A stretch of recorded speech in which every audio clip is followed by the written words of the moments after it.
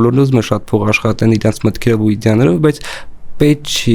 քոր գաղափարը մենակետի սարքել։ Իմաստը ծրագրավորողին պատկերացնում է ամբողջ օրը նստած ինչ-որ կոդ գրող մարդ։ Դուք պետքա չմտածեն մենակ սինտաքս սովորենք ու մենք կարանք արդեն աշխատանք մանգանք։ IT-շնիկները, քանի որ մնացածը իրենց չեն հասկանում, հանգիստ ասում են օրինակ այս գործը կարանք մի 15 օրում անենք, բայց իրականում իրանք նստել են մի կես ժամ անեն։ Կարողան սկսել են front-end developer որպես այդպես պատահական switch եմ եղել back-end-ի ու այդպես շատ ուրախ եմ դրա համար։ Արհեստական բանականության տված պատասխանների մեջ կարան հանգիստ լինեն սխալ պատասխաններ։ Մարդ պետքա Հայաստանի Հանրապետությունում իր աշխատանքային թաքսերը իմանա ինչքան պետքա վճարի, ինչքան պետք է վճարի, ինքը չկա մի հատ tool, որ բոլորը մի տեղ կարաս հաշվես։ Soft skill-երը, այսինքն մի քիչ ավելի շատ են սկսել կարևորվել։ Ուսասը շատ լավ գաղափար է այն մարդկանց, ովքեր որ ուզում են ստարտափ սարքեն, էլի։ Ես Հայկուհի Դանիելյանն եմ եւ ողջունում եմ ձեզ իմ ոդկասթի 11-րդ էպիզոդում, որտեղ խոսում ենք Վահագ Թորոսյանի հետ ծրագրավորման մասին։ Ողջույն Վահագ, բարի գալուստ։ Բարև ձեզ Հայկուհի ջան։ Շնորհակալ եմ այս խառը օրերին կտրվելու, ժամանակ հատկացնելու եւ հյուրընկալվելու համար։ Առաջարկում եմ մենք էլ հետ չմնանք գինու օրերից եւ խոսենք ծրագրավորման մասին։ Բոլոր մարդիկ ինձ թվում է ինչ-որ տարբեր պատկերացումներ ունեն ծրագրավորման մասին, մի մասը մտածում է որ հենց համակարգիչ փչանում է, զանգում է իր ծրագրավորող ծանոթին, որ գա օգնի սարքի, մի մասը ծրագրավորողին պատկերացնում է ամբողջ օրը նստած ինչ-որ կոդ գրող մարդ, բայց ուզում եմ օգնես մեզ իրականում հասկանանք ով է ծրագրավորողը։ Իրականում մի քանի տարի առաջ որ այս հարցը տայր, մի քիչ ուրիշ ձև կպատասխանեի, բայց մի քիչ փոխվել է ժամանակները։ Հիմա էլ մենակ կոդ գրողը չի ծրագրավորողը, այն ժամանակ եթե դու կոդ ես գրում, դու համարում ես ծրագրավորող, ես որ նոր եմ սկսեմ կարիերան,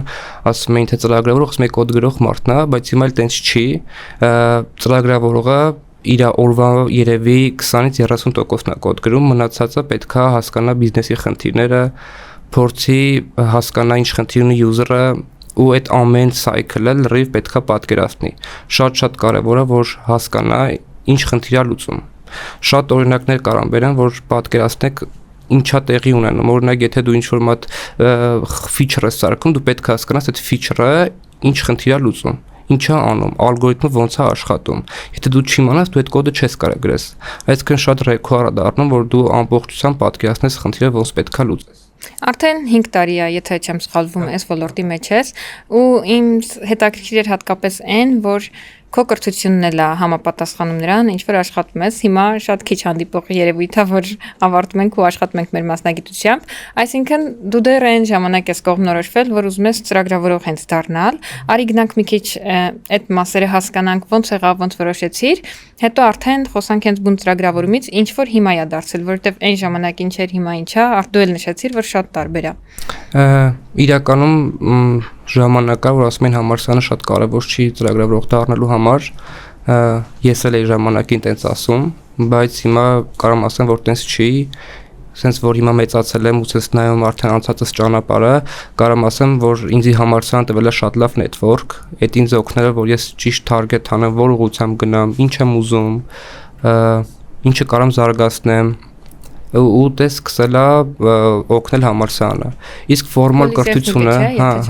իսկ ֆորմալ կրթությունը իրական շատ լավ բան է, ես շատ եմ սիրում ֆորմալ կրթությունը, բայց եկեք հասկանանք, որ 6 ամսվա կամ 3 ամսյա դասերով չես կարող դու դառնաս ծրագրավորող, էլի, դա արդեն միֆ է, որովհետև եթե դու գտալու ես սովորես սինտաքս գրել, արդեն դա AI-ն անում, այլ ոնց որ պետք չի այդ մարդը գնա սինտաքս սովորի ու փորձի գտնել գործ, որտեղ դա արդեն անհնար է։ Ավելի շատ պետք է մտածես ալգորիթմական մտածելակերպիդ վրա զարգացնես այդ ուղղությունը, փորձես լուծես մեծ խնդիրներ ու հիմնականում դա համալսարան իմ կարծիքով օգնում է ու network-ը շատ կարևոր է այդ ժամանակ իմ համար։ Բայց մի քիչ այստեղ այդքան էլ ուզում եմ չհամաձայնվեմ, որովհետև անկախ նրանից, որ հիմա AI-ը գրում է կոդ, արդյոք կարևոր չի, որ մարդը ինքն էլ կարողանա գրի կոդ։ Դե ես խոսում եմ նրա մասին, syntax գրել են simple բաները, որը որ հիմա AI-ը անում է, ու այդ simple բաները շատ հստակ ճիշտ անում է։ Ես չեմ խոսում ինչ որ մեծ խնդրի մասին, որը որ պետք է լուծի, իրական մարդիկ կան գնում են սովորում են ինչ որ, չգիտեմ, sum գումարել, ու դա ասում են ոնց որ օքեյ, ես պատկերացնում եմ դա ոնց ալու, ոնց որ դրա մասին եմ շատ խոսում, էլի։ Ուզում եմ սխալ մեսիջ չլինի այն առումով, որ եթե փնտրում ենք աշխատանք նորենք այս ոլորտում, հաստատ առանց սինտաքս գրելու միանշանակ, հա, չէ, ես նկատեմ այն մասը, որ մարդիկ պետքա չմտածեն մենակ սինտաքս սովորենք ու մենք կարանք արդեն աշխատանք մանգանք, պետքա սինտաքսի հետ զուգահեռ պետքա ունենաս ալգորիթմական մտածելակերպ, ընդհանուր գաղափար ունենաս ինչա ծրագրավորում ու մենակ մի տեխնոլոգիայով չառանջվես, էլի գնաս առաջ ու հետո ինչ որ խնդրի հանդիպես էլի։ Սինտաքս գրելուց որ խոսեցինք, դա էլ հետաքրքիր, լեզուները ինչ որ չափերով ունեն նման տարբեր ծրագրավորման լեզուներ կա, ունեն լիք նմանություններ, ունեն նաև տարբերություններ, ինչքանով այստեղ կարևոր որ մենք հստակ իմանանք օրինակ որ JavaScript-ով գրելուց պետքա մի հատ կավիճկա դնենք, այն մեկով գրելուց պետքա ինչ որ երկու հատ դնենք, այս իրոք կարևոր է որ անգիր անենք հիշենք, թե ոնց որ այդքան էլ չէ։ Իրականում ես անգիր չեմ արել, որովհետև երբ որ մենք խնդիր ենք լուծում, ես որ սովորում էի, այնքան շատ են գրել, մենք արդեն անգիր գիտենք ինչա տեղ ունենում, ոնց որ հենց հստակ չի եղել, պետքա անգիր անել, որ կավիշկա ենք ստե դնում ուղղակի արդեն define եղած ինչ որ հստակ կանոններ կան ծրագրավորման լեզվի, որ դու նոր ես սկսում արդեն քո քայլ այդ ոլորտում դու ավտոմատ սկսում ես դրանք ադապտ անել ու սովորել ու ավտոմատ աչքից շատ սովորալու դու շատ հեշտ պատկերացնում ես որ ինչի համար է։ Հիմա որ լեզվով ես աշխատում։ Հիմա Node.js JavaScript։ Բայց ժամանակին իմ կարիերան սկսել եմ front-end developer որպես այդպես պատահական switch եմ եղել back-end-ի ու այդպես շատ ուրախ եմ դրա համար։ Հեսա մի քիչ խոսանք ավելի մանրամասներից, ինչ ես ուրախ դրա համար, բայց այն մարդիկ ովքեր այս ոլորտին այդքան ծանոթ չեն, մի քիչ ավելի հեռու են կանգնած, տերմինները շատ են ու իրենց համար կարա նույնիսկ այդքան հասկանալի չլինի front-end, back-end, developer, software engineer, programmer, ու sense անverջ կարամ թվարկեմ։ Արի մի քիչ սրանց տարբերություններից խոսանք, օրինակ դու software engineer ես, որն է քո մասնագիտության, նեղ մասնագիտացման առանձնահատկություններ։ Ուստի սկսեմ նախաբանը, որ front-end-ը նախ ի սկզբանե լուծում է վիզուալ խնդիրներ, իսկ back-end-ը լուծում է ավելի խորը խնդիրներ, օրինակ չդեմ user validation ու տես լիքը խնդիրներ, իսկ software engineer-ում կարծիքով ես տենց եմ պատկերացնում, ինչ որ ես research եմ արել, տենց հստակ definition կա ոնց է software engineer-ը, բայց ես պատկերացնում software engineer-ը, որ ինքը մարդ է, որ կարա կախված չի stack-ից արդեն front-ա թե back-end-ա, ինքը կարա հստակ խնդիրը պատկերացնում ինչ որ լուծում առաջարկի։ Այդ կապը պահելն էլ է մի քիչ դժվար, ինչ է ուզում բիզնեսը, ինչ է հասկանում զուտ տեխնիկական մարդը։ Հա, իրականում, բայց երբ որ դու ինչ որ միտեղ երկար աշխատում ես, արդեն բիզնեսը քո համար մի քիչ ավելի հեշտ է լինում պատկերացնելը։ Ես օրինակ որ ես նոր եմ սկսել աշխատել, բիզնեսը արդեն որ նոր չի պատկերացնում ինքը ինչ է լուծում, ինչ խնդիրներ է ուզում, բայց ժամանակի ընթացքում հետո դու բիզնեսի հետ սկսում ես սովորել ու քո այդ սկիլերը զարգացնում ես, որ արդեն բիզնեսը ինչ է ուզում, խիայսի ուզում, այդ սկիլը զուգահեռ աճում ու այդ գործում է շատ օգնում։ Ես ճիշտ եմ հասկանում, որ ժամանակի ընթացքում soft skill-երը, այսինքն մի քիչ ավելի շատ են սկսել կարևորվել։ Եթե այն ժամանակ դու ուղղակի կարայիր տեխնիկական շատ լավ skill-եր ունենայիր, հաջող էիր, հիմա այդ մի քիչ ավելի դժվար կլինի։ Հա, խիա ու տես դառը, որովհետև ժամանակին, երբ որ հիշենք կորոնայի ժամանակները, այն ժամանակ լիքը գործ կար, շուկամ ահավոր մեծ պահանջարկ կար, լիքը պրոյեկտներ կա ու մարդիկ developer-ին ման գալի, որ այդ գործը աներ ու կապ չուներ, ինքը soft skill ուներ կամ չուներ, իրանց պետք է project-ը ամբողջությամբ կատարեն, վերջացնեն ու տենց դրսի այդ լիքը համագործակցություններ Այդ ժամանակ չէին նայում մարդկանց soft skill-երին, իսկ հիմա քանի որ արդեն մի քիչ պահանջարկը թուլացել է, գործատուն ավելի նես մարդ է ուզում գտնի, որ ինքը կհասկանա նաև իր բիզնեսից, ինչ որ նաև խնդիրներ կա, ինքը այդ խնդիրը կարա լուծի, կարծիքով այդ հիմա շատ կարևոր է դառել։ Հիմա եթե փորձես նկարագրես քո օրը, ինչ որ կտորների օրինակ բաժանես, եթե ասում ես ընդամենը 20-30%-ն է, որ կոդ գրելու վրա է, հա, այսպես ասած գնում, ինչի վրա է գնում մնացածը, միտինգներ թե Ահա, միտինգները շատ կարևոր են, որովհետև եթե դու ունես production աշխատող product, շատ կարևոր է, որովհետև դու դες հասկանում ես production issue ունես թե չէ։ Եթե production issue կա, ինչքան հրատապա դրա խնդիրը լուծելը, task-երի priority-ին կազմակերպելը մենեջերների հետ։ Այդ դրանք շատ կարևոր են, որ ամեն ինչ ճիշտ գնա առաջ։ Հետո ելնում է debugging-ներն էլ շատ մեծ կարա ժամանակ տանի, որովհետև production debugging էլ ժամանակ կլնում որ պետքա տենց քո գործը շարունակես ու դա շատ զգուշ ու շատ ճիշտ պետքա տանես էլի պետքա պլանավորես հստակ ըստ priority-ների աշխատես էլի այդ ամենը մենեջերների մենեջմենթի հետ Արի փորձենք այս աշխատանքային նկարագիրը, հա, այսպես ասած, տանք, ինչ որ նոր պրոյեկտ է, ստացանք պրոյեկտը, ոնց ենք շարժվում առաջ։ Նախ թիմը ինչ մասերից է բաղկացած լինում,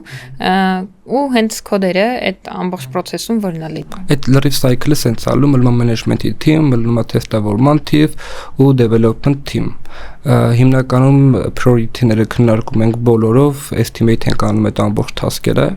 ու ըստ priority սկսում ենք կատարել, երբ որ դու արդեն վերջացած քո task-ը, դա գնում է ready for test, դա QA բաժնով սենց անցնում է լրիվ ամբողջությամբ, երբ որ արդեն ready for production ալնում, այնտեղ արդեն կազմակերպեն production գնալու process-ները։ Կա ինչ որ ոլորտ, որ այդ product-ը քեզ օրինակ ավելի հետաքրքիր կլինի սարքելը, ուզում եմ հասկանամ ինչքանով է կարևոր, որ այն product-ը, որը դու սարքելու ես, լինի քեզ հոգեհարազատ, թե ուղղակի ես իրականում շատ եմ սիրում աշխատել ստարտափերի վրա,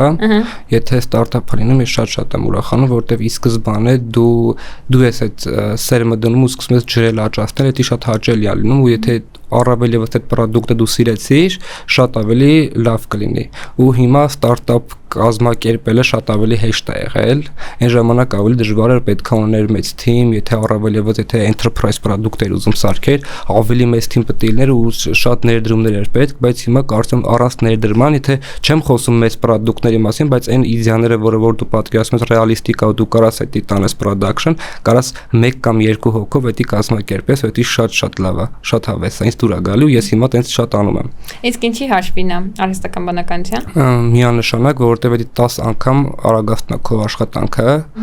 երբ որ դու արդեն տեխնիկական մարդ ես ու հասկանում ես ինչ է AI անում ու ինչ է գրում, դու կարող ես ան ուղղորդես, ինքը քո գործը 10 անգամ արագացնում է։ Բայց հետաքրքիր է, օրինակ պատմության մեջ շատ հայտնի кейսեր կան, էլի, Facebook-ը շատ հեռու չգնանք, որ այդ մարդը էլի մենակով կարելի է ասել մաքսիմում 2 հոգով նստել են ու սենց բան են սարքել դեռ այն ժամանակ, երբ որ արհեստական բանականություն համաձայն եմ, ուղղակի հիմա մի քիչ user-ի տեսանկյունից ուրիշ է դառա, user-ը ավելի պահանջկոտ է։ Այն ժամանակ, որ իմ կարծիքով Facebook-ը որ սարքել են, վստահ եմ լիքը բագեր են եղել, խնդիրներ են եղել ու շատ մարդ չեղել, որ դա հասկացել է, չեն մտածել, որ պետքա ինտերֆեյսը լինի user friendly, պետքա շատ հարմար լինի user-ին։ Չկար այդ գաղափարը, այդ միտքը չկար, մարդիկ դա սկսել են մտածել, ստեղծել ու տենց զարգացել է ամեն ինչ։ Այդ ժամանակ իմ կարծիքով դա օգնել, որ իրանք դա զարգացնեն։ Իսկ հիմա կարծում ես, որ կարա լինի տենց product, որ էլի տենց բում կանի օրինակ։ Ես հավատում եմ ցանկացած բանի, մարդը ամեն ինչ կարա ստեղծի, ես երբեք ոչ մեկի չեմ ասել, որ քո իդեան չի կարա իրականանա, ցանկացած մարդու իդեա կարա իրականանա ու вообще դի չվախենանք ֆեյլերից, որտեղ այդ ֆեյլերը միշտ լինելու են ու այդ ֆեյլերը մեզ պետք է օգնեն, որ մենք ավելի շատ զարգանանք ու իմ հետ էլ է այդտեղից ինչ որ project եղա մտածել եմ, ասել եմ ես այսի անեմ, շատ լավ աշխատելու, լիքը փող եմ աշխատելու, sense լիքը մտածել եմ, ինչ որ մոտ պահ գալիս է, հասկանում ես, որ ոչի բան չեղավ, sense նեղվում ես, ասում ես, վայ չեղավ բան, բայց իրականում դա շատ քեզի օգնում է, քեզ skill է տալի, որ դու ճիշտ մտածես, ճիշտ ուղղությամբ գնաս ու տենց անելուց եղել է ինչ որ project, որը որ success եղա իմ մոտ։ Իհարկե, ես իրական Telegram bot-ը շատ աշխատել եմ։ Ես տեսել եմ։ Ես շատ սիրում եմ իրան, տենց իրար լիքը խնդիրներ եմ լուծել, ավտոմատացումներ, ու տենց պատահական եղել է, որ այս մոտ փոքր պրոյեկտի մասն եմ պատմում, որը որ տենց public դրածա մարդիկ օգտագործում են, տենց զանգի ասում որ tax-երը հաշվելուց Հայաստանում ոնց է, ինչ աշխատանքի այն tax-երը, ու տենց հետո research հարցի տեսա այդ սովորական feature-ը, որ մարդ պետք է Հայաստանի Հանրապետությունում իր աշխատանքային tax-ը իմանա ինչքան պետք է վճարի, ինչքան պետք չէ վճարի, ինքը չկա մի հատ tool, որը բոլորը միտե կարաս հաշվես քո արձակուրդայինները կամ օրինակ առանձին տեղեր են ու տենց ոչ պաշտոնական կայք են, դու չգիտես դա ճիշտ է թե չէ։ Տենց ասել լավ, փորձեմ ինչ-որ բան իմ համար personal սարքել եմ զուտ, որ դնամ ինչ ալում, այդ զուտ personal գաղափարը, որ ես ունեցել եմ իմ համար օգտագործեմ, այդ սարքեցի public մի բան, որ մարդիկ կան մտնեն մի տեղով արագ ստանան խոսքի, չգիտեմ, իրանց արձակուրդային վճարը, երբ որ իրանք դուրս կան աշխատանքից, ինչքան կստանան, կամ ինչքան հարկա գործատուն իր տեղը վճարում, ու տես լիքը բաներ, ու ստեղ ուզեմ շեշտեմ, որ ստեղ շատ կարևոր ալնում էլի կրկին business knowledge-ը, որ մենք խոսում ենք։ Եթե դու research channel-ը չհասկանաս Հայաստանի Հանրապետություն tax-երը խոսքի 20-ը թե 21-ը, չես կարող դու այդ խնդիրը լուծես։ Իսկ խի հենց Telegram-ը ընտրեցիր։ Telegram-ը user-ների մոտ շատ է հիմա Հայաստանում։ Ինքը շատ հարմար է, արագ է ու իր Telegram bot-ի feature-ները շատ մեծ են։ Դու իր մեջ ամեն ինչ կարաս մտցնես։ Մի քիչ աշխատանքային կպատնես, ոնց ես սարքել։ Իհարկե, մեծ օրինակ բերեմ, դու ավելի լավ կպատկերացնես ռեպորտների մասով։ Օրինակ դու ունես ինչ-որ համակարգ, որը որ պետքա մի ժամ մեկ այս ռեպորտը ինչքան user-ը ներկայապայն ակտիվ գտնվում քո պլատֆորմում։ Telegram-ը կարաս իրան ինտեգրես Node.js-ում, իր token-ը դնես ու սիրուն SQL-ներդ գրես, որը որ գնում է SQL-ից data-ն վերցնում, SQL-ը աշխատում է, data-ն վերցնում է, ուղարկում է broadcast-անում բոլոր user-ներին կամ հենց կոնկրետ special մի հատ user-ի։ Իր target-ը շատ լավն է։ Այսինքն դու կարաս target-անես քո user-ին, կարաս իմանաս, որ user-ը ինչ է անում, այդ ամեն ինչը լոգավորվում է, ու ինքը շատ մեծ feature-ներ է տալիս, եթե մանրամասն որ ասես կոնկրետ ինչ է պետք, ոնց եմ արել, կարամ ասեմ, որ Դու տեսնում ես, քանի հոգի է օրինակ օգտագործել։ Իհարկե, դու user-ներին սաղ տենում ես, իրան կարաս database-ի մակարդակով պահպանես, տենաս, դաժե եթե user ունես, կարաս անալիզիկ անես, եթե իրանք join են եղել քո bot-ում, ինչ պատճառով են դուրս եկել, քայլի հաջորդականություն դու տեսնում ես, էլի, ու active user-ների level-նող user-ների դու տենց ինքը շատ լավ բան է, լավ campaign-ներ կարաս իր հետ կազմակերպես, ու ես նկատեմ շատ բիզնեսներ արդեն move են եղել, արդեն գնացել են դեպի Telegram bot, որտեղ user-ներին շատ ավելի հարմար է, էլի։ Մի հատ հազար application չեն քաշում հեռախոսի մեջ, հիմնականում այդ messenger-ը օգտագործում են Հայաստանում,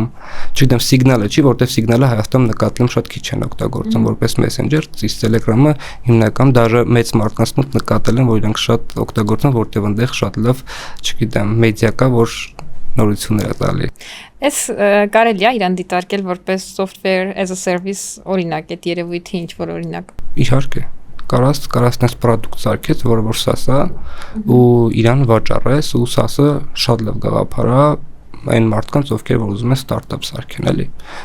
Այսինքն դու սարքնես մի հատ պլատֆորմ, որը որ կարաս ծախես բոլորին, ում որ հետաքրքիր է այդ պրոդուկտը։ Ու ամենակարևոր կետը SaaS սարքելուց պետք է մտածես իր scalability-ի մասին, այսինքն թե այդ քո client-ը կօգտագործի 10 user, թե 1 միլիոն user, այսինքն քո application-ը մի անգամ է սարքում, դու լավ ես սարքում, դու կարող ես իրան վաճառես։ Ունես ինչ-որ նոր գաղափար, որ մտածում ես կարելի անել։ Իրականում հա, ու հիմա ընկերներիցս մեկի հետ եմ իրականացնում, փորձում ենք հիմա այդ ամբողջական վերջացնենք ու տեղի ունեցել դա ամբողջությամբ մի ամսվա ընթացքում այդ ամբողջը որ սարքել ենք, որտեղ հեշտացել է մեր կյանքը, կարեցել ենք այդ ամբողջությամբ բանենք, բայց շեշտեմ այդ չի նշանակում, որ պետք չի դու տեխնիկական գիտելիքներ եւ ամբողջությամբ բանել, չէ, ուղղակի ես արդեն տեխնիկական գիտելիքներ ունեմ ու այդ ինձ օգնում, որ ես ավելի արագացնեմ գործը, որովհետեւ ես review եմ անում, նայում եմ ճիշտ է գրեթե չի գրել ու շատ ժամանակ եղել է, որ շատ սխալ պատասխաններ տվել, ես window context-ը երկար պահել եմ, ինքը վերևը մոռացել է, ինչ եմ ասել իրան ու ինքը լրիվ ուրիշ պատասխաններ տվել, ու դա շատ կարեւոր դու այդ ամեն ինչից հասկանաս, էլի։ Ինչքան մասն ես քո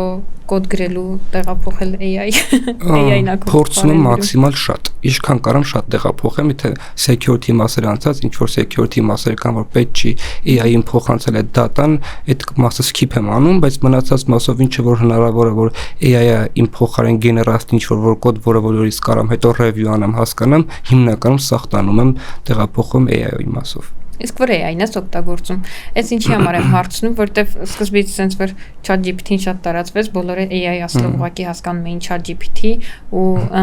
ուղղակի պատկերացնում էին այդ chat-ը բացել գրել, չէ՞։ Հա։ Բայց դե կան լիքը այլ մոդելներ ու ամեն մեկը ունի իր առավելությունը։ Այդ շատ լավ ասացիր, որ առավելությունը, որտեվ վատ մոդել չկա, թե դու ինչ ես օգտագործում, այդ շատ կարևոր է, ինչի համար ես օգտագործում։ Ամեն մեկը հստակ իր մոդելը train արած է ինչ-որ մի ուղղությամբ, ինչ-որ չես կարող մտածես, որ այս մոդելը շատ լավն է, օրինակ Claude-ը շատ ես օգտագործում Claude-ին դեպքերում, երբ որ ես ունեմ հստակ փոքր խնդիրներ, այդ խնդիրները հստակ ինքը բացատրում է, հասկանում է ու տալիս է, այսինքն մեծ ծավալով, օրինակ մեծ code base-ով data-ներ չեմ տալի, որտեվ token-ները ավելի քիչ են համեմատած, օրինակ Claude-ի ու այդ token-ները շատ կարևոր են։ Նաև token-երով դու կարաս հասկանաս քո խնդիրը արի դու դա տեղափոխես թե չէ, որովհետև եթե քո տված input token-ը շատ մեծ է, օրինակ 200,000 token-ը դու չես կատաս Claude-ին, որովհետև իր token-ի limitation-ը 128,000-ն է։ Ու ավելի լավ անալիզիկ անում միջև 200,000 token Claude-ը։ Ու Claude-ը շատ լավ արխիտեկտորնի խնդիրներ է լուծում։ Դու իրան ամբողջությամբ կարաս ռեպոզիտորը տաս, ինքը ամբողջությամբ անալիզիկ անի, հասկանա ու ինքը քեզ լավ խնդիրներ առաջ, այսինքն կոմպլեքս խնդիրների համար ինքը շատ լավն է։ Claude-ը։ Ի տարբերություն Gemini-ը ավելի լավ օգտագործում են մուլտի մոդելինգը նախինք, այսինքն կարաս իրան տաս երկու կոնտեքստ, այսինքն մի հատ ֆոտո ու աուդիո ինքը շատ լավ անալիտիկա է անում, հասկանում է ու քեզ լավ պատասխաններ է տալի։ Քանի որ Gemini-ը ստեղծված է Google-ի կողմից, դե միանշանակ ինքը շատ լավ աշխատում է Google-ի բոլոր պրոդուկտների համար ու ինքը շատ լավ պրեզենտացիաներ, Excel-ի աշխատանքներ շատ լավ անում է։ Կարաս մի հատ ամբողջությամբ գիրք տաս, ինքը անալիտիկա անի ու տա քեզ, որովհետև իր թոքեններն շեշտը 1 միլիոնն է, ամենաշատն է հանդիպածներից էլի։ Ուղղակի sense որ մտածում եմ դե բոլորս ենք օգտագործում ու ստատիստիկա էլ կար որ 81% ընդհանրապես tech ոլորտի աշխատողների ինձ թվում է даже 81-ը մի քիչ թերագնահատված թիվ է երևի 100%-ը օգտագործում են ու ստացվում է նենց օրինակ այս վերջերս կար պրեզենտացիա որ տարբեր տեղերից ոնց որ մարդիկ սարքել էին ու անկախ իրենցից բոլորի դիզայնը նույնն էր որտեղ բոլորը պատրաստել էին Claude-ով այդ պրեզենտացիան շատ սիրուն էր շատ հավես էր, բայց մի տեսակ նույնությունը շատ է։ Օրինակ հիմա ես իմ անձնական փորձից ասեմ, իմ մոտ արհեստական բանականությամբ ցանկացած գեներացված նկար արդեն հաճելի չի լինում, որովհետև աչքս արդեն շատ է տեսել, սովորել է ու ես միանգամից կարող եմ դետեկտ անեմ այդ արհեստական դետեկտ անելու շատ նշաններ կան արհեստական բանականությունից, որովհետեւ հասկանում եմ, որ դա արհեստական բանականությունից է։ Չեմ ասում պրոֆեսիոնալ արհեստական բանականության կողմից ստեղծված է, որ թիմը աշխատեն ինչ-որ լավ վիդեո ստացել, որ ես կարող չնկատեմ, հասարակ տեքստի մասին խոսեմ օրինակ, ինքը սիմվոլներ կան, որ ես տեսնում եմ, հասկանում եմ, որ արհեստական բանականությունից է գեներացված, չեմ ուզում էլ կարդամ, որտեղ ուզում եմ ոնց որ մարդկային էմոցիա արդեն զգամ էլի, դա իմ կարծիքով գալու է մի հատ օր, որ մարդիկ ռեալ ուզանել են, որտեղ մարդու գրած լինի, որտեղ մարդկային գրածը ուրիշ էմոցիա է տալի, արհեստական բանականությունը լրիվ ուրիշ սառն է իմ համար արհեստական բանականության կոնտեքստներ, ինչքան է որ շատ օգտագործենք։ Էմոցիա։ Իսկ ChatGPT-ին չնշեցիր, չես օգտագործում։ Չէ, օգտագործում իրան հիմնականում օրինակ, չգիտեմ, applications crash եղե, ինչ որ error code ունեմ, ինքը շատ արագ կարող է research անի, հասկանա ինչ խնդիր է, այդ պատասխանը տա։ Չեմ օգտագործում հիմնականում մեծ կոնտեքստների համար, որովհետև ինքը ամենաքիչն է, չգիտեմ, ինքը շատ հստակ պատասխաններ է շատ ժամանակ տալի ու շատ սխալ պատասխաններ է տալի։ Հա, ինքը իրան պետք է համոզես, որ չէ, դա տենց չի ու դա չգիտեմ, մի քիչ իր այդ աշխատալի իմ համար կոդի level-ով մի քիչ բարդ է լինում, որովհետև Claude իրան հաղթել է, ինքը ավելի լավն է։ Բայց ոնց օրինակ հա դու կարող ես տարբերակել կա ինչ որ բան որ կոգնի մարդկանց առհասարակ մի քիչ տարբերակեն թե որն է ճիշտ որն է սխալ որտեվ իսկականից արհեստական բանականության տված պատասխանների մեջ կարան հանգիստ լինեն սխալ պատասխաններ Դե իրականում պետք չի ժողովուրդան արհեստական բանականության ցանկացած պատասխանի վրա հստակ լինել ու հավատալ դուք իմացեք որ ինքը եկել է որ բոլորիս օգնի ոչ թե եկել է ինչ որ խնդիրներ լուծի խնդիրները էլի մենք ենք լուծելու ուղղակի զուտ ինքը եկել է որ մեզի օգնի ինչ որ շատ չգիտեմ առողջության հետ կապված հարցեր մի տվեք մի հիմնվեք որ ինքը ճիշտ ասել է որտեվ ինքը գնալու է ոնց որ այն ժամանակ որ մենք գնում ենք Google-ով ինչ որ բան ենք գրում ու ման են գալի ինչ որ data գտնում ենք կարդում ենք սովորում ենք ու այդ data-ն մենք չգիտենք ինքը արդեն որտեղից է գնում գտնում ու ինչ data է մեզի տալի էլի դա անալիտիկա է ու խորհուրդ չեմ տալի ինչ որ տենց շատ sensitive data-ներ գնաք այնտեղ գրեք հասկանաք ու վստահեք իրան էլի իրան փորձեք նստեղ օգտագործեք որ իմանաք ինքը ձեզ օգուտ կտա էլի հիմնականում ուղղակի այդ միշտ է էլի եղել այդ խնդիրը միշտ է եղել նույնիսկ չկար արհեստական բանականություն կար Google ու էլի search էինք անում ինչ որ ինֆորմացիաներ էին գտնում էլի Google-ն էլ չէ open source-եր ով որտեղից ինչ որ ինֆորմացիա ուզեր կարար ստանար ու եթե հավաստի չգիտենք որ այս source-ը օրինակ վստահելի է այդ ինֆորմացիան պետք չէր օգտագործել ուղղակի մեդիա գրագիտություն ավելի շատ գալի էլի ու ես կուզենայի որ արդեն դպրոցներում դրա մասին շատ խոսային ու ժողովուրդ երեխեքին շատ սովորացնեն դրա մասին որովհետև շատ կարևոր է ու ես դաժե նկատել եմ որ երեխաները ChatGPT-ին որպես տնային անելու tool են օգտագործել ու դա շատ վտանգավոր է չգիտեմ իրան դի restriction-ներ դնան երևի արդեն հեռախոսների մեջ շուրջ օգտագործեն էլի ընդհանուր ինչ որ մի բան պետք է փոխել որովհետև աշխարհն առհասարակ փոխվում ու մնացած բոլոր ենթակառուցվածքները պետք է դրա կարողանան փոխվեն որ հասցնեն այս փոփոխությունների բայց մի հատ ուրիշ ստատիստիկա էլ կար որ ջունիորները, որ ուզում են ընդունվել գործի, իրենց ճիշտ պատասխանները 13-14%-ով քչացել է։ Այսինքն դե հիմա թեկուզ որ իրենց տեստ են ուղարկում, որ իրանք գրեն upload անեն, չէ, գործի ընդունվելու համար, այդ պատասխանները սկսել են ավելի վատը լինել, որտեվ հիմնականում անում են AI-ով, երևի վերջում ինչ որ review չեն էլ անում, հա ու նույն կոդը բոլորը ուղարկում են։ Ու այդ զիջումը այն ժամանակ, երբ որ ուղղակի իրանք ձեռքով նստում կոդ էին գրում։ Օրինակ ես որ հիշում, որ մենք գործի ընդունվում ենք մեր ժամանակաշրջանում 5 տարի առաջ, ոնց էր, մենք այդում ենք ինտերվյուի, մեզի հարց են տալի հստակ ինչ որ սինտաքսից կամ ինչ որ ալգորիթմից, ասում են, այս խնդիրը լուծի, ու դա հիմնականում լինում էր հա կամ չէի պատասխանը կգործի ընդունվեց, դու կարող ես ամբողջությամբ տեխնիկական մասը լուծես, դու ընդունում ես գործի, բայց հիմա քանի որ արդեն 75% ձեր ոդքասթից եմ նայել Տաթևիկ Բլբուլյանը, ասես որ 75% արդեն կրճատվել է, որտեվ AI այդ ամեն ինչը անում է, դու այսինքն քո վրա պետքա պատասխանատվություն վերցնես, ավելի ուժեղացնես քեզ, ալգորիթմական մտածելակերպը ավելի լավացնես, որ կարողանաս այդ բոլոր ստեփերը անցնես, էլի, որտեվ գործատուն ուզելու է քեզնից ոչ միայն կոդ գրել, այլ քեզնից ուզելու է դու պատկերացնես ամբողջ համակարգը։ Ոնց է ստուգում, հետաքրքիր է, ուղղակի օրինակ հիմա ինտերվյուները ոնց է անցնում։ Ես երկար ժամանակ ինտերվյու չեմ անցել, բայց ինչն էլ որ անցել եմ, կարամ ասեմ գլոբալ, օրինակ սքեյլինգի մասին խնդիրներ են տալի, որ ունենաս մեծ յուզերների քանակությամբ քո սերվերում ինչ դե սքեյլ կանես, ինչ թուլեր կօգտագործես, ու սերվեր level իրանք ուզում են հասկանալ դու պատկերացնես դա ամեն ինչը ոնց է կազմակերպվում։ Քո պատկերացումը ոչ թե միայն կոդ գրելն է դառնում, արդեն դու ամբողջ ծրագրավորումն ես հասկանում, ոնց է այդ տեղի ունենում, այդ cycle-ը պետքա դու պատկերացնես, որ request արեցին, ոնց է գալի հասնում էդի, չգիտեմ, սերվերը, այդ ամբողջ պրոտոկոլները, սա պետքա պատկերացնես հստակ։ Ես որ ասեցի ոդքասթի սկզբում ես աշխատել եմ front-end developer, այդ ոնց է եղել, որտեվ այն ժամանակ ես ընդունել եմ front-end developer ու ես շատ բաներ back-end-ից չեմ պատկերացրի, ինձ հետաքրքիր է եղել, ինքնուս սկսել եմ սովորել ու ընկերներից մեկը առաջարկեց, որ outsource course կար, այդ նստենք անենք, նստե արել եմ ու դա ոնց որ պատճառ եղել, որ ես դա զարգացնեմ իմ մեջ։ Ես սովորել եմ, հասկացել եմ ու այդ ինձ օգնել է, որ ես ամբողջությամբ պատկերացնեմ։ Բայց եթե դու մենակ սովորել ես front-end ու design անես, հավաքես ու չպատկերացնես այդ API-ը որ call ես անում, ի՞նչ է տեղի ունենում, այնտեղ ի՞նչ է ալնում, ոնց որ բարդացնում արդեն քո աշխատանքը, էլի։ Իսկ ոնց ես սովորել այդ մի քիչ կպատմես ավելի շատ նախ խի հետաքրքրեց քեզ օրինակ ինչն էր քեզ հատկապես հետաքրքիր որ նստել ես կոդ գրես թե որ մասն էր ավելի հետաքրքիր back-end-ի մասով կասեմ որ ավելի հետաքրքիր եղել որտեղ աշխատում եմ database-ի հետ դից դուր էր գալի տվյալներ պահպանել query-ներ գրել, user-ներին get անել, խաղալ իրանց հետ ինչ-որ update-ներ անել։ Եթե տենց է, օրինակ data analysis-ը կամ data science-ը չէ։ Այդ ժամանակ չգիտեի որտես մասնագիտություն կար։ Հետո եմ իմացել, բայց էլի չեմ փոշմանել, շատ եմ սիրում մասնագիտությունը,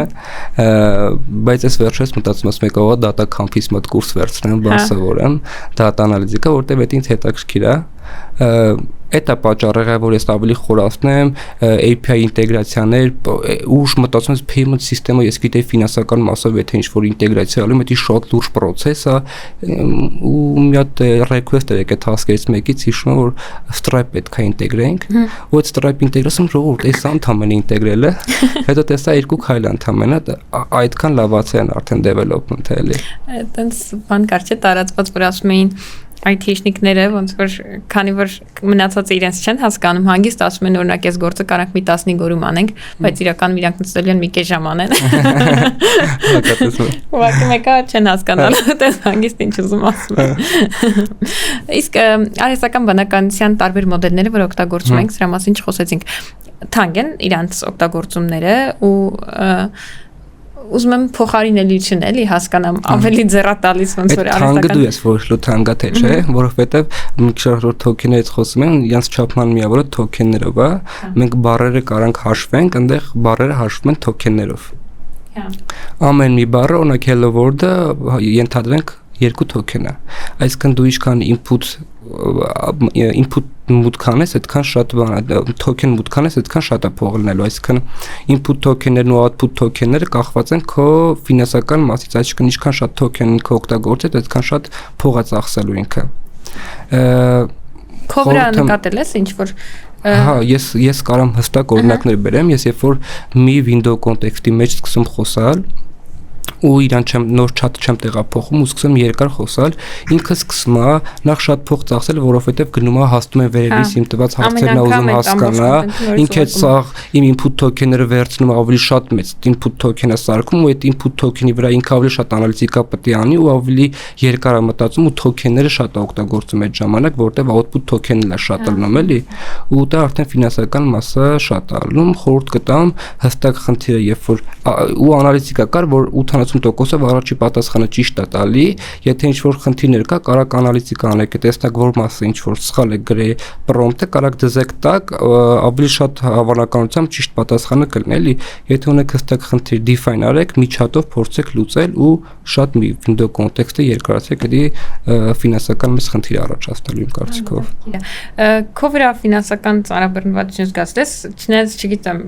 դու ես ոնց որ անձամբ դրանով զբաղվում թե չէ, բայց AI-ները դե մտել են մեր կյանք, ամեն մեկը ինչ-որ subscription ունենք, չէ՞, տարբեր AI-ների վրա։ Իրականում պետք չի,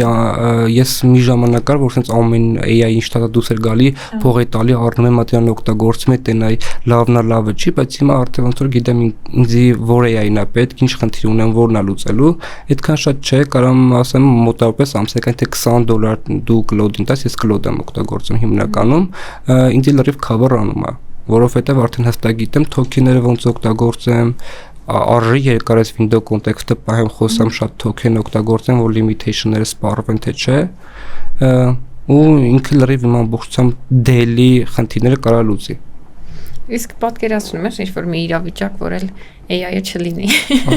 Իրական չեմ ուզի չլինի, որտեվ էդի բոլորիս օգնում է ու խորհուրդ եմ տալի օգտագործեք նենց, որ էդի ի օգուտ լինի ձեզ, ոչ թե ի վնաս էլի, որտեվ կարաս ի վնաս էդի օգտագործես քո կյանքում ու Եթե չլինի, մեր համար ավելի դժվար կլինի,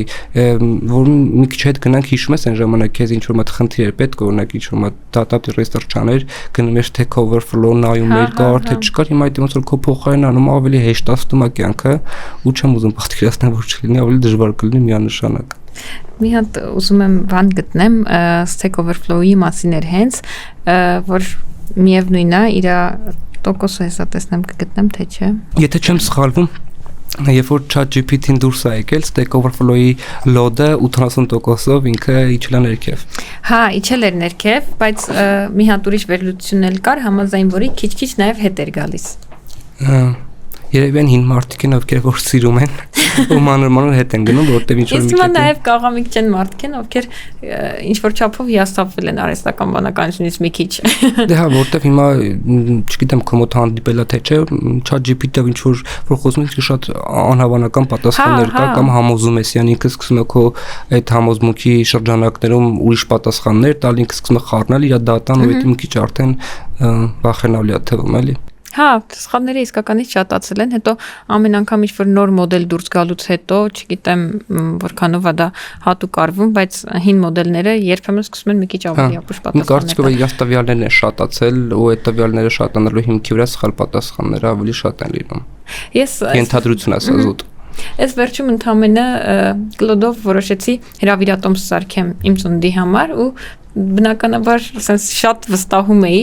սարքեցի այդ հրավիրատոմսը ու վերջում ընկերուհիս գրելա վայ մի հատ սա էս մի ուղարկի ասում որովհետև գրելա մայիսի 19-ը երկուշաբթի ասենք այնքան տարական սխալ էր այդ որ մայիսի 19-ը երկուշաբթի չէր երեքշաբթի էր Դու հայերեն փորձել ես շփվես ահա որա Կիսա ռուսերեն ու հայերեն ու ես իմ մոտ փորձ եղել որ ես այդ հայերեն խոսել եմ ու փորձել եմ սովորացնեմ հայերեն ու ինքն ասաց հա ես կարամ ամբողջեմ քո հետ արդեն հայերեն խոսամ սկզբում խոսած լավ ու մեկ էլ կեսից սկսել ռուսերեն ինչ որ սիմվոլներով հայերեն գրել ինչ որ տես Հա, հետաքրքիր է։ Բայց խի ինչ ես կարծում, խի չի զարգանում հայերենի հետ։ Իրականում ChatGPT-ն արդեն շատ լավ անմիջական նույնիսկ հայերենով կարող է քեզի պատասխաններ տալ։ Իմ կարծիքով Claude-ը նոր է, ի տարբերություն GPT, դրա համար էլ իր մոդելը այդքան լավ train չի եղել հայերենի։ Կարծիքով ժամանակի հարցը այդ էլ կդզվի էլի։ Հիշեցնեմ, որ ինձ կարող եք օգնել ձեր լայքերի եւ բաժանորդագրությունների միջոցով։ Եթե մինչեւ այս պահը դեռ նայում եք, առաջարկում եմ հենց հիմա բաժանորդագրվել, եթե դա դեռ չեք արել, եւ շարունակել դիտել։ Ցանկացած մարդու հատկապես այս տեխնիկական գործ անող մարդկանց համար ինձ թվում է շատ կարևոր է ժամանակ առ ժամանակ ինչ որ sense մեր լեզվով ասեմ ռեզետները, հա, ուղեղի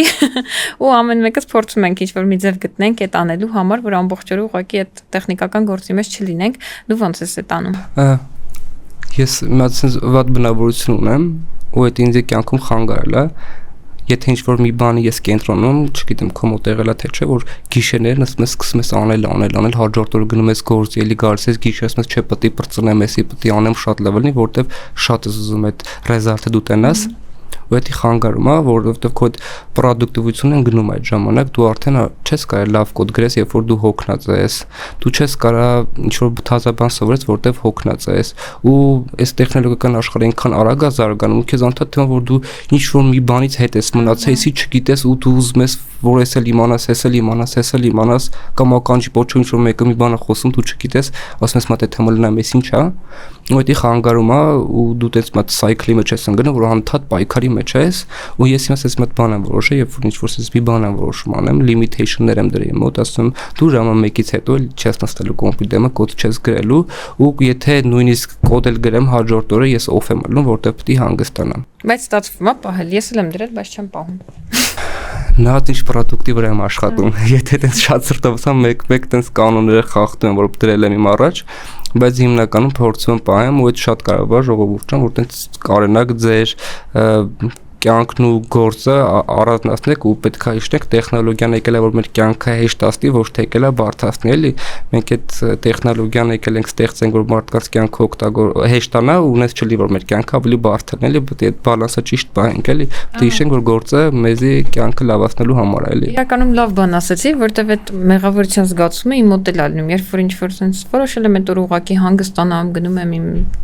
սիրած ինչ-որ տեղ, ինչ-որ իմ սպորտով եմ զբաղվում, չգիտեմ, կամ քաղաքից դուրս եմ գնում, անկախ ինձնից այդ մեղավորության զգացումը գալիս է, էլի, վայ, ես այսօր ոչ մի բան չարեցի, աշխարհը զարգացավ, ես հետ մնացի։ Այնքան եմ տարվում, տնեցիկին եմ սկսում խանգարել, գալիս եմ ասում, գիտեք, չէ, sense բան եմ ասում, այդ տեխնոլոգիական բառերն էլ օգտագործում, ասում, բայց այդ ինչ է, մենք չենք հասկանում այդ ինչա, sense սկսեմ իրանց բացատրել, էլի, այդ ինչ է եղել, ինչ եմ ուզում անեմ, ու տենց արդեն իրենք սովորեն, էլի, որ ես ինչ-որ բան որանում, պետք է իրանց հետ խոսամ, ասեմ, sense բացատրեմ, էլի, այդքան շատ sense մտնում եմ այդ ամեն ինչի մեջ էլի ու դուրս չեմ գալի դրա համար տենց մի քիչ restriction-ներ եմ դրել իմ առաջ էլի vibe coding-ից եմ ուզում մի քիչ խոսենք vibe coding նախ շատ հետաքրքիր է որ այս տերմինը ուղղակի Կարպատին մի օր օգտագործեց ու տարածվեց ու շրջանառվեց շատ հետաքրքիր է այդ Մա օրինակ կարամ բերեմ vibe coding-ի մասով եթե դու տեխնիկական մարդ ես ու քեզ պետք է ինչ-որ մատ landing page կարաս ընդհանրապես բացել ինչա հայերեն չգիտեմ իրան ոնց են ասում առաջին էջը որ մտնում է user-ը տեսնում է տերմին կա չէ թե չէ կարաս դու իրան AI-ով սիրուն բացատրես ու մարդկային լեզվով ստանաս այն ինչը որ տեխնիկական աշխով մարդը պետք չի նայի վերլուծի հասկանա ինչ է եղել այսինքն դա ամբողջությամբ ինքը անում է տալիս է քեզ Այսինքն դու մարդկային լեզվով խոսում ես արհեստական բանականության հետ ու ինքը խնդիր լուծում տալիս է քեզ Այդ ամբողջ process-ը ասում եմ vibe coder կամ vibe coding կոդերը գրողն է vibe coding-ը process-ը Okay, ես արեցի այդ ուզում եմ ինչ-որ մի բան փոխեմ Պետք է ես հասկանամ տակից ինչ կոդ է գրել, որ կարողանամ մտնեմ փոխեմ, թե էլի կշարունակեմ իմ մարդկային լեզվով խոսալ։ Կախված խնդրից, եթե դու սովորական շատ բարձ ինչ-որ բան ես ուզում, կարծիքով պետք չի, որտեղ հիմա նույնիսկ սիստեմներ կան AI հավաքած, որ դու գրում ես ինքան ամբողջությամբ տանում է, deploy անում ու հետո մարդիկ տեսնում են, բայց եթե դու արդեն project ես անում, միանշանակ պետք է ու ստեղ ուզեմ շատ կարևոր մի հատ բան ասեմ, որ մարդիկ մտածեն, որ արհեստական բանականություն դեռ ծրագրավորողներին կամ որևէ մեկին չի փոխել, որովհետև եթե դու չունենաս տեխնիկական գիտելիքներ ու ուզենաս enterprise լավ պրոյեկտներ սարքես, չես կարող դու դա անես։ Այո, ոլորտում հիմա մի քիչ դժվար ժամանակաշրջան է, բայց կարծում եմ դեռ ծրագրավորողները տեղը պահում են ու դեռ իրանք կարևոր են։ Չգիտեմ, կարող է ինչ-որ մի օր գա, որ կարողանա AI-ը արդեն enterprise լավ պրոդուկտներ գրի, բայց դեռ շատ շուտ է իմ կարծիքով դրա մասին խոսել, դեռ տարիներ է պետք դրա համար։ Իսկ այդ բարբերաբար որ լսում ենք Google-ը օրինակ 10000 հոգու անեց աշխատանքից, ինչ-որ մեկը շատ բարձր տրամաբանություն է խիատ են եղել, որովհետև ես ասացի, որովհետև մարդկանց գործը 10 անգամ արագացրել է։ Այդ արագության հաշվին էլ ոնց որ շատ քանակությամբ ծրագրավորող պետք չէ, այդ քանակությունը ավտոմատ կրճատվելու։ Բայց ինձ թվում է ավելի շատ Բայց այդ մարդիկ միշտ գործ գտել են։ Հա, բայց բացի այդ ավտոմատացվում են հիմնականում այդ շատ մենյուալ աշխատանքները, որ ամեն օր մարդ գնում էր նույն ռուտինայով, նույն կնոպկեք սխվում էր, այդ գործերն են էլի ավտոմատանում իսկ։ Իրականում հիմա ոչ մի գործատու չի ուզում ցանկացած մենուալ, որտեվ մարդկային սխալներն էլ շատ լինում ու ոնց որ փորձում ավտոմատացում անի պլյուս ինքը ֆինանսական կորուստ է գրում ու հիմա ցանկացած ամեն ինչ փորձում են ավտոմատացնել ցանկացած նույնիսկ թեստավորման մեջ QA automation կա որ մարդիկ չեն ուզում մենուալ մտնեն չեկան համ գործն լավ ավտոմատով լավ պատասխաններ է տալի քո թեստավորման հիմքի վրա ամեն ինչը գնում է ավտոմատացման Հայաստան հասել է այդ իսկ թվում մի քիչ ահագին հասել է մարդիկ փորձում են գնան, մի քիչ դժվար է ադապտանում դրան, բայց գնում են։ Ուզում եմ հասկանամ ինչքան ժամանակ էլի դեռ ունեն, ոնց որ մարդիկ ովքեր զբաղվում են ես մի դեպք ասեմ, օրինակ ես երբ վախենան։ AI chatbot-եր, օրինակ ես հիմա չեմ սիրում օգտվել, որտեվ ինքն իմ համար հաճելի չի լինում, որտեվ շատ ժամանակ հստակ նույն պատասխաններն է տալի, ու ես միշտ ամեն անգամ փորձում կապնվեմ արդեն մարդկային ռեսուրսի հետ, որ իրենց հետ խոսեմ, էլի։ Հա, համաձայն եմ։ Հատկապես այդ այն տեղերում, որտեղ քեզ ինչ-որ assistance է պետք, օգնություն է պետք, շատ վատ է լինում, երբ որ արհեստական բանականություն։ Որտեղ ինքը հստակ LLM-ն ինչ-որ ինտեգրե իրանց բոտի մեջ, ինչ-որ հստակ պատասխաններ կա, քո հարցը գալիս է, այդ LLM-ի մեջով անցնում է, հարցը պատասխանում է, տալիս է քեզ ու ծոր բոլորի մոտ նույն բանն է։ Եթե չգիտի, ասում սպասի, միջև միացնենք, ինչ-որ ուրիշ մարդու հետ դուք խոսես։ Այդ LLM ինտեգրել որ ասցիր, հիշեցի Zero-ի մասին, լսել ես իրանց մասին։ Իրանց շատ եմ լսել, բայց չգիտեմ ինչ գործունեություն են անում իրականում, բայց գիտեմ հայկական թազա AI ստարտափն Ես էլ եմ լսել հայկական առաջին AI ստարտափ, բայց հետո իմացա, որ իրանք ուղղակի էլի ինչ-որ մոդել են ինտեգրել։ Հայկական չի այդ AI-ը։ Հա, հայկական չի։ Չէ։ Հա, բայց ես կուզեմ, որ իրականում Հայաստանում լինի հայկական մոդել ու դա շատ լավ կլինի, էլի։ Նույնիսկ լեզվական մասով շատ հաճելի կլինի, որ դու կարողանաս հայերեն խոսաս։ Ես փորձել եմ դաժե հայերեն կոդ գրեմ, ոնց որ հայերեն փորձեմ ասեմ, բայց այնտեղ key բառեր կան, որ մոդելով ես փորձել։ ChatGPT, որտեղ ChatGPT մոդելը ավելի լավ հայերեն հասկանում մնացած էլի, մնացած այդքան լավ չեն պատասխանում հայերեն։ Փորձել եմ հայերեն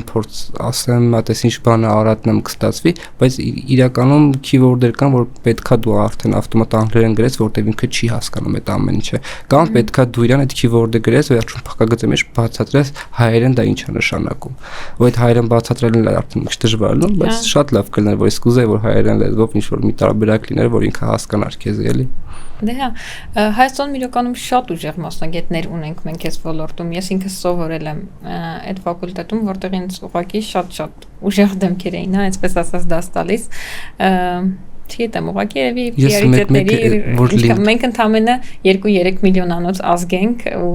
user base-ը Հայաստանում շատ քիչ է։ Ես որ LinkedIn նոր էին գրանցվել ու մտնում եմ մասնագետներին նայում եմ ու ստենում եմ Հայաստանից այս վերջի յանը հենց ստենում եմ ու տենում եմ ինքը Google-ում, չգիտեմ Facebook-ում ասում եմ ինչ կայֆ է էլի որ մարդիկ արդեն կարում են Հայաստանից Facebook-ում աշխատեն, Google-ում աշխատեն ու դա մարդիկ նես չի որ տենց պատահական ընդունվել են Google շատ տանջվել են շատ փորձ ունեն շատ են կարդացել ու այդ շատ հաճելի է որ հայերը այտենց մեծ թիմ կա որ իրանք արդեն կարող են գիգանտ ֆիրմաների հետ աշխատեն ու ասեմ շատ լավ հաստիկների որ թե սովորական դիվելոպեր ու sense շատ լիդ պաշտոնների են ելնում ես վստահ եմ հույս ունեմ, որ ավելի շատ կզարգանա, հատկապես հիմա, որ ահագին լավ ենթակառուցվածքներ ունենք, այդ մեծ դատա ցենտրները կառուցեցին Հայաստանում, վստահ եմ ապագան լավ կլինի։ Դու ինչ ես կարծում, ինչ-որ կանխատեսումներ ունես այս ոլորտի հետ կապված, ոնց կզարգանա, ինչ կլինի։ Հայաստանում։ Իրականում տենում որ արդեն Հայաստանի վրա թարգետ են եղել, ինչ որ դատա ցենտրներ են դնում, դա շատ մեծ բան է Հայաստանի համար ու մեր համար, որ մարդիկ տենում որ Հայաստանում կարստական բանականության դատա ցենտրներ ու հույս ունեն, որ այդ դատա ցենտրները կշատանան Հայաստանում ու մենք մի օր կունենանք մեր սեփական Հայաստանում մեր դատա ցենտրը, որը որ կլինի մեր սեփական ու մենք կտանենք ուրիշ երկրներով իրենց կշատացնենք։ Իսկ այս ամբողջ պատմության մեջ ոնց որ դե շատ հիմա ես չեմ պատկերացնում ինչ որ բիզնես, որին բացարձակ ոչ մի soft պետք չի ու հակառակ ամեն մեկը ոնց որ առանձին իրանն ուզում ունենա, կա ինչ որ case, որ քեզ sense շատ է տպավորել, էլի օրինակ Facebook-ի օրինակը ես արդեն ասացի, որով ես եմ շատ տպավորված, կա ինչ-որ բան, որ քեզ է հատկապես շատ տպավորել։ Պրոդուկտների մասով, հա։ Հիմա sense չեմ կարող մտաբերեմ ինչ պրոդուկտ կա լինի, որ տենց շատ կուրախանամ, որ ես դա ստեղծեմ, այդ պրոդուկտների մոտ շատ պատահական իրականում գալիս, sense որ հիմա հարցը տալիս ես, ասում չեմ կարող հիշեմ ինչ, բայց կարող ես պատահականոր sense գիշերը պարկացել եմ, ինչ-որ մոտ պրոդուկտ լինի ու տենց խորանամ, ասեմ, վայ, էս ինչ լավ բան է, մտածի ստեղծեմ, ու դա շատ պատահական է գալիս, sense միտքս պետքա բռնեմ այդ բանին, դա գրեմ միտե ու հաջորդ օրը դրա մասին սկսեմ խորանալ, մտածեմ դա ոնց կարամ աճեցնեմ, զարգացնեմ, ինչ որ ռեալ պրոդուկտ սարքեմ ու դա կարա սովորական ռեալ կյանքում ինչ որ գործ անելուց ինչ որ բան անեմ ու դա մտածեմ, որ ես խոսք ինչ որ մեկին գրեցի, ինչ որ բան հարցրեցի, ինչ որ մեկին պատասխանեց, ասեմ, վայ, բայց հարմար չէր, կարող ես ինչ բանը սարքեմ։ Հա։ Դա շատ ռենդերալ է։ All in one-ել ունեիր, չէ՞, սարքած, եթե ճիշտ եմ հիշում։ Այդ պրոդուկտը շատ եմ սիրում, քանի որ Telegram-ով ես լիքը բոտեր եմ սարքել,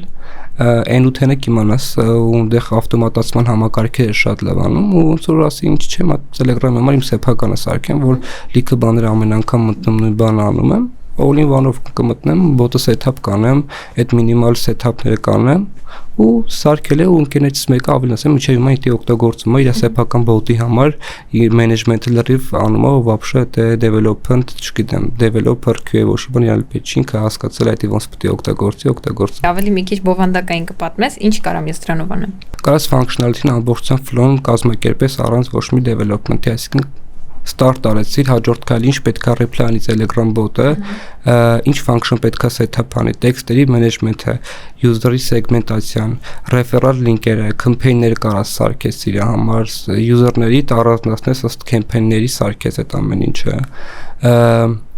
Ու այդ ամեն ինչը sense մեծ սիրուն UI-ը սարքե, որը որ այդ ամբողջ flow-ն դու տեսնում ես, այսինքն start-ից հետո այդ եթե այս case-ը չանցավ մյուս case-ով ինչ պետք է ինքը պատասխանի, դա ամբողջ flow-ն sense շատ սիրուն տենում ես ու դե պատկերացնես դու ինչ աշխատելու, էլի պետք չէ ինչ որ մեկը որ բացատրի։ Դու սիրուն քո համար setup-ը տանում ես ամբողջությամբ։ Կարա description-ը bot-ի չգիտեմ, էլ ոչ մի բան քեզ պետք չի, դու գրես Telegram-ի մեջ ինչ որ բան ես սաղը տես անում, էլի։ Իսկ այս sense պրոյեկտներ անելու մոտիվացիան օրինակ քո մոտ որն է։ Ես անում։ Սկզբում այդ իմ համար եմ անում, որ իմ համար հեշտացնի, հետո այդ որ հեշտացնում եմ, վայ Ես ինչ բանել արժի ավելացնել, վայ, ես ինչ բանը, որ հետո այդ երկու բան ավելան, դեռ մի քիչ որ մի բան իրենց ներկայացնում եմ ու սկսեմ իրան աճացնել, զարգացնել ու տենց նույնիսկ եթե մենակ ես օգտագործեմ, բայց շատ դեպքեր եղել այդ ոնց որ պատահական արել եմ ու ինչ որ մեկին հետաքրքրել այդ պրոդուկտը։ Շատ sense մեծ պրոդուկտներ դառած պրոդուկտների մեջ էլ կան օրինակներ, որ ուղղակի մարդիկ Slack վերցնենք, հա, այն ամենապարզ օրինակ, որ իրանց համար ուզեցել են ինչ որ ներքին հաղորդակցության chat սարքեն, ու sense դարձել է։ Բանը գիտես որն առնում, որ ամենասկզբում ես դեմից մտածում, որ դա աշխատի, ես լիքը փող եմ աշխատելու, այդ միտքը իրական շատ լավ կլինի, որ բոլորն ուզում են շատ փող աշխատեն իրենց մտքերով ու իդեաներով, բայց պետք չի քոր գաղափարը մենակ էտի սարքել, որտեղ շատ ես նեղվում հետո որ դու դրանով փող չես կարող աշխատես, դու մտածի որ դու լավ բան ես սարքել, հետո հաստատ քեզի հետո փող կբերի։ Ես վստահ եմ որ եթե դու շատ փորձես, մի պրոդուկտը հաստատ քեզի փող է բերելու մի օր։ Կարճ է մի ժամանակ տենց պատկերացում որ դառնանք ծրագրավորող, որ լիքը փող աշխատենք։ Հիմա էլ կա ու տենց եկեք 6 ամսով դասերի մասնակցել եւ կստանաք ամսական $25,000 աշխատավարձ, տենց որ sense մեծ թվեր են ասում ու այն մարդը որ գաղափար չունի, բնականաբար կհետաքրի որ ինչ դասընթացը 6 ամիս գնամ տանջվում սովորեմ, գնամ $25,000 փող աշխատեմ ամսական, բայց էդի կարային այն ժամանակ անային, բայց հիմա էլ հաստատ դժվար կլինել դու պետք է այդ ամեն ինչի իմանաս։ Հա, պետք է լիքը աշխատես։ Անկախ նրանից որ ոլորտում ես աշխատելու, բոլոր ոլորտներում ինձ թվում է ռեալ է շատ փող աշխատելը։ Ուղղակի բոլոր դեպքերում լիքը ջանք է քեզնից պահանջվելու, լիքը գիտելիք է պահանջվելու, որ կարողանաս դա։ Հասարակ օրինակ հիմա SQL-ը դու գիտես որ շատ լավ կարա query-ներ ինքը AI գեներատիվ տա, բայց միանշանակ պետք է մարդ, որը որ հասկանա database-ն ինչ է ու ինչ խնդիրներ ունի ու հաստատ եթե դու production database-ն ես հաստատ չես թողել ինչ մեկը այդ query-ին դնի առանց նայելու review անել դնի աշխատացնի թե մանավանդ update-ի մասն է խոսքը կամ delete-ի մասն է խոսքը այդ իմանալով պետք է հասկանաս անալիտիկա պետք է անես ու տես լիքը բաներ կան էլի էլ ինչ skill կա որ քո կարծիքով շատ կարևոր է կոմունիկացիան իմ համար շատ կարևոր որ իմ թիմի մարդը կոմունիկացիայով հանգիստ լինի որտեվ ես շատ դեպքեր եղել աշխատանքի մեջ տարբեր տեղեր որ աշխատել եմ մարդ եղա, որ ինչ որ բան առաջարկել ես, ինքը դա որպես սխալ դիտարկել, այսինքն ես ոնց որ ես միշտ ճիշտ եմ, ու դա շատ կարևոր է, որ իրար հասկանաք ու երկու եղավ էլ լավ է, քան թե մեկը, էլի, ոնց որ երկուսով մտածելը ավելի հեշտ դառնում, էլի։ Ունեք հստակ ինչ-որ աշխատանքային մեխանիզմ, որ սահմանազատում է, թե որ մասը ում պատասխանատվությունն է։ Միանշանակ։ Եթե դա չլինի, ավելի դժվար կլինի։ Օրինակ, երբ որ դու կոդդ գրում վերջացնում ես, եթե դու ունես lead-ը պարտավոր է արդեն review անի։ Review-ն եթե okay է եղել, արդեն ինքը approve արել է, որ դա ամեն ինչ նորմալ է, վերջ, եթե դրանից հետո ինչ որ խնդիր առնչվեց, այդ պատասխանատվությունը ամբողջությամբ կժում է օրինակ lead-ը, որովհետև ինքը approve արել է ամեն ինչը, էլ քեզ չի հասնում։ Բայց եթե դու վատ կոդ ես գրել ու հասել քո lead-ին ու ինքը հասել որ դա ամեն ինչ լավ չի ու ինչ որ տեղ կա ուղղել, այդ պատասխանատվությունը քոնն առնում, որ նորից դու ուղես ու հետաս իրան։ Ու եթե նույնիսկ գնաց production, ու այդ production-ում խնդիր եղավ, չգիտեմ, դա բոլորից սխալն է։ Չեմ ուզում ինչ-որ մեկին ասեմ, որտեվ դա բասես չէ, QA լավ թեստ չարի, սա այդ պատասխանատվությունը բոլորին է, որ դա գնաց լա production ու խնդիր առաջացել, որտեվ դա ամենակարևոր կետն է, որ բոլորի մեղավորությունն է արդեն գալի իմ կարծիքով։ Այս մասնագիտությունը իր սպეციფიკայից ելնելով, work-life balance-ը պահելու համար ինչ որ առավելություն ենթադրում եմ ունի։ Միանշանակ։ Remote work-ը, չգիտեմ, դա շատ օգնում է, Դու remote ես աշխատում։ Ես հիբրիդ եմ, օրինակ կամ շատ ժամանակ տանից աշխատեմ օֆիսից, բայց իրականում ես սիրում եմ օֆիսից աշխատել, որտեղ մարդկանց հետ շփվել, բան շատ եմ սիրում, բայց ժամանակը գալի գոնե լավ 2 ամիսը մեկ կարող ուզանամ մենակով գնամ, չգիտեմ, տատենցս տունը, գյուղում նստեմ իմ համար աշխատեմ, որտեղ դա շատ հաճելի է լինում իմ համար, ու դա օգնում է քո պրոդուկտիվությունը, հա։ Նույնիսկ ճամփորդել կարելի է այն մարդկանց համար, ովքեր նոր են ուզում մտնել այս ոլորտ, հետաքրքրված են, իրանք ինչից սկսեն, ոնց հասկանան, որ իրանց հոգեհարազատ է այս մասնագիտությունը, հա լսել են հավեսաբան, բայց ինչ sense ներքին ամեն մասնագիտություն ոնց որ իրան բնորոշ բնավորության գծերը չէ ունի, ինչն է սրան օրինակ ավելի հատուկ, ոնց հասկանան, որ իրանք այս Եթե իրանք հստակ որոշել են, որ արդեն ուզում են ու պետքա փորձեն, ու եթե տեխնիկական կրթություն առավել եւս չունեն, խորհուրդ կտամ գնան introduction ներածական կուրսերի formal լիքը տես դասընթացներ կան, որտեղ որ հստակ քեզ բացատրում են։ Այդ ժամանակահատվածում օգնում է քեզի, որ դու ցած formal ինչ-որ կրթության, քեզի basic բաներ սովորացնեն, դու հասկանաս, դա քոնն է, թե քոնը չի։ Երբ որ դու արդեն հասկանում ես, որ դա քեզ հաճելի ինչ-որ բան անում ես, դու ուրախանում ես, դրանից ուզում ես երկար ժամանակ ծախսես այդ մասնագիտության վրա սովորելու, մենակ կարակ լիքը բանի հասնեք ժողովուրդան։ Հիմա կա արհեստական բանականություն, որը որ հայերեն կարակ գրեք, մեր ժամանակով չկար այդ հիմա JavaScript learning.com է, ճիշտ եմ շուն կամ ռուեր։ Դա ով են կարդում դոկումենտացիաները։ W3 կա։ Հա, հիմա էլ կա դա։ Ես հիմա մեկ-մեկ որ հին բան լալում, մեկ-մեկ հավասարից համար մտնում նայում, այնտեղ այդ կանաչ գույները սիրում եմ դա։ Կարակ research անեք, գտնեք, այն basic բաները սովորեք մենակով, ու այդ մենակով սովորելու ընթացքում ձեզի ավելի հիմնավոր գիտելիքներ լինում, դուք երբեք չեք մոռանալու, դա հաստատ։ Օրինակ ես ինչ-որ բան որ մենակ եմ սովորում, ավելի հիմնականալում, քան թե ինչ-որ, չգիտեմ, մեկը կողից ինչ-որ բան բացատրում է, որտեղ ամեն մեկը իր սովորելու ձև ունի, ու դուք ձեր ձևը կգտնեք ու կլավացնեք ձեր սկիլերը։ Լիքը դասընթացներ YouTube-ով, չգիտեմ, անսահման ռուսերեն, անգլերեն, դաժե հայերեն լիքը վիդեոներ կան արդեն, ժողովուրդը լիքը օգնել են արդեն, չգիտեմ։ Հա, այս տեսել ես, չէ՞, JavaScript-ի լիքը դասեր կա, Node-ի դասեր կա, հայերեն գիրք կա, որ կարա կարդաք։ Իսկ թվում մենակ ցանկությունը, որ լինի, կարաք լիքը բանի հասնեք։ Կա ինչ-որ սխալներ, որ պարտադիր կանեն կամ պետք է խուսափել։ Պետք է անդադ փորձեն։ Ես օրինակ սկզբում չեմ խորհուրդը, որ գնաք արհեստական բանականությամբ ինչ-որ ալգորիթմական խնդիր տակ, ասեք հլեսի լուծի տուտենամ ինչա ու դնի արտագրի, պետք չի տենց անեք, մաքսիմում կարաք իրան օգտագործեք ձեր գրած կոդը, որ դուք մտածել եք, որ խնդիրը լուծել եք, տակ ասեք ուրիշ օպտիմիզացիայի ձև կարաս օգնես ու բացատրի դու դա հասկանաս խի տենց եղավ, ոչ թե դու իրան զուտ կոպի փաստանես գրելաձևը սովորես։ Ուղղակի մի քիչ հոգեբանական պահ կա ստեղ էլի, մարդիկ մինչև փող չեն տալիս գնան ինչ-որ կուրսի, իրանց պարտավորված չեն։ Կանոնակ արքում է, որ ինքը գիտի, որ այսօրը դասի է։ Հա, ինքը գիտի, որ դասի է։ Դա է դժվար մի քիչ, բայց եթե դժվարանում ես, կարաս գնաս դասընթացներ, զուգահեռ համետի կօգնի,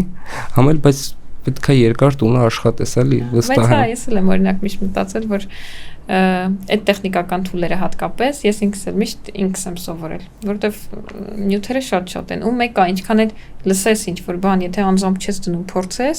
Հիմա մտք ես բան հարցնեմ, օրինակ որ դու այդքան տարիների փորձ ունես ու հիմա քո համար ավելի դժվար չի, դու գտել ես քո սովորելու ձևը, ոնց քեզ ավելի հեշտ կլինի սովորել, գնաս ինչ որ դասընթացի որ մեկ ուղղորդի, իսկ մտ դժվարանում ես այդ ժամանակ էլի, երբ որ քո մասնագիտության ուղղությամբ ինչ որ մեկ ինչ որ այդպես ասում որ թե էգոիստություն չէ, ես գիտեմ այդ մասին չի խոսք, ուղղակի սովորելու առումով ոնց որ դու քո ձևը գտել ես, մենակով ավելի հեշտ կարաս սովորես էլի։ Հետո մեծամասամբ կուրսերը սկսվում են էլի ինչ որ մի կետից, որը դու գիտես ու մինչև հասնում են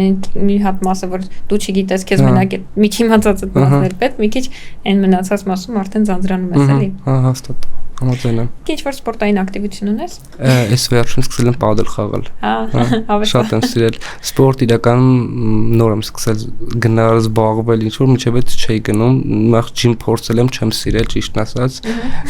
Չեմ կարող հարմարվել այդ ապրելակերպին։ Ես շատ վատ բան եմ, սկսել եմ ինչ որ տենց խաղային տարբերակներով ակտիվություն սպայել, պադելը դեռ շարունակ եմ գնալ, դուրս շատ է գալի։ Էդ էլ է իրականում սովորելու ձևի նման։ Լի ամեն մեկս պետք է գտնենք այն ինչ մեզ ահոք է հարազատ ու անենք։ Ուզում եմ այս անգամ արդեն մեծ տենիս փորձեմ։ Հա։ Ես պադել չեմ խաղացել, բայց նայելով տեսնում եմ, որ նման է բավական։ Հասկաս խաղանք իրար հետ։ Պայմանավորվեցինք։